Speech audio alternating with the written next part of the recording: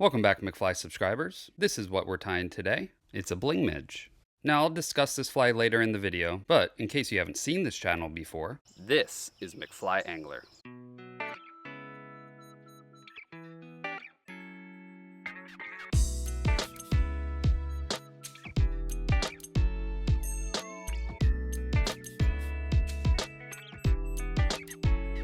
And it starts now. Let's go ahead and start tying. Place the hook securely in your vise. And for a hook, I am using Resin's Barbless Dry Fly 100. You can also use a Nymph hook if you choose. And today I'm tying in size 22. Yes, it's extremely small. We will also need some thread. This fly uses two types of thread, a larger and flat thread like this Vivus 140, and today I'm tying in gray.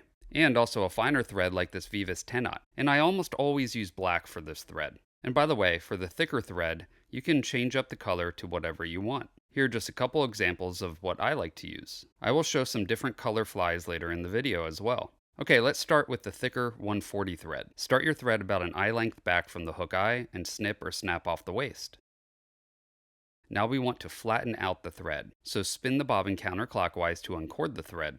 Now that the thread is flattened, you can start wrapping back to the hook bend.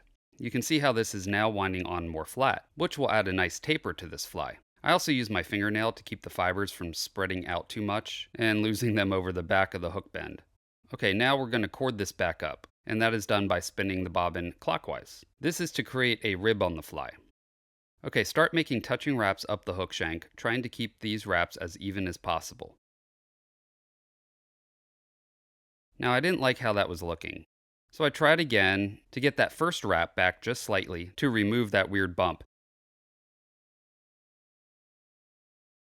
Okay, that's a little better. Now make touching wraps up the hook shank until you reach to about where you started the thread. Now take the thinner black thread and start it right behind the hook eye. Now we will capture the body thread by bringing the thinner thread we are using for the head underneath the body thread like so. One wrap under it and then in front of it as well. Here, let me show you that close up so you can see what is happening. And as you can see, bringing that black thread under the body thread does capture the body thread. Okay, now let's snip off the body thread and other thread waste. Just use the tips of your scissors to cut it off as close as possible. Make one wrap over the tag ends, and now we need some flashaboo. I really like this mirage color flashaboo. Just pull off one strand and cut it off the hank. Now this single strand is plenty to tie a dozen or more of these flies. By the way, you can use any color flash as well. Here are a few examples of some holographic flashaboo that a subscriber sent me. Thanks, Justin. So tie in the flash up by the head of the fly with 2 to 3 wraps. Make sure that the tip doesn't extend out past the hook eye. Then make 2 wraps with the flash right behind the black thread. Capture the flash by bringing the thread under it like we did with the body thread, and then make a wrap in front as well. Cut off the flash as close as you can. Now let's make a few wraps back up over the head to hopefully hide some of the flash tag ends. Alright, it looks like the flash is covered now. And it's time to whip finish your fly as the tying portion is now finished. As you can see, these are extremely simple to tie. Don't let the simplicity fool you though. These are extremely effective flies, especially for fishing tailwaters. Now one last step, I like to add this UV resin to the head of the fly. This is Solarez Ultra Thin, and it comes with a handy paintbrush in the cap that makes application very easy. Just simply zap it with a UV light and it will cure hard and without any tackiness. Just paint a bit on the head of the fly all around, and it will form a hard, glassy, protective layer around the whip finish. This will keep your fly more durable, and I feel it looks much nicer with a glossy head.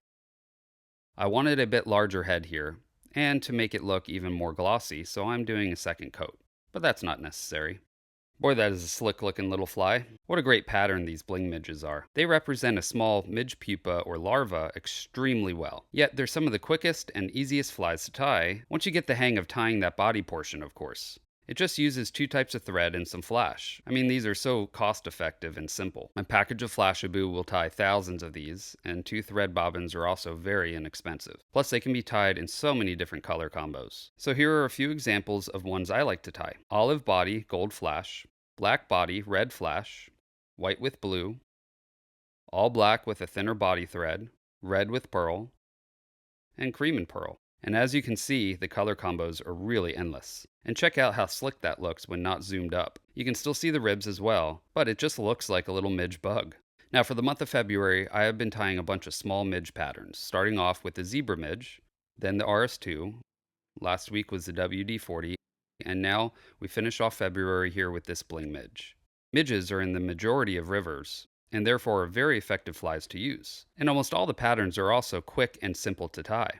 It allows you to fill a box quickly and cheaply, and I am finally finished filling up my midge box here. I'm also very excited to get out and use these flies. So coming up next month, I will be tying a bunch of different types of general purpose nymphs. So make sure you're subscribed and hit that bell notification so you don't miss out on future videos. By the way, I do sell these fly boxes with free shipping on Amazon. They're ultra thin, fitting in most shirt pockets, or you can take multiple boxes with you in a chest pack, which allows you to organize them by fly type, like this midge box. The strong magnets help ensure that you don't lose flies due to wind or clumsiness. And as you can see, I have turned this upside down and I am shaking it, yet all the flies stay put. Another great feature, especially for those tiny midges, is the round corners of each compartment. This allows you to easily select even the smallest to fly, like these size 24 midges, just by running it up the side like so. No need to bring tweezers with you when fishing tiny midges anymore. I will link to my Amazon storefront below in the description section of this video if you're interested. Your purchase helps support this channel and also gets you some great fly boxes. Also, don't forget to check out my sponsor, Resin Fly. They made the hooks I use today, but they also make some of the best fly rods and reels for the money I have ever used. Best off, they're offering you all a discount. So if you're in the market for a new rod or a bunch of hooks or beads, go to www.risenfly.com and type in McFly at checkout and they'll give you 15% off of your first order with them. Okay, well thanks for watching everyone. If you like this video, please do me a favor and click that like button. I will see you on the next video. Now you go catch some fish.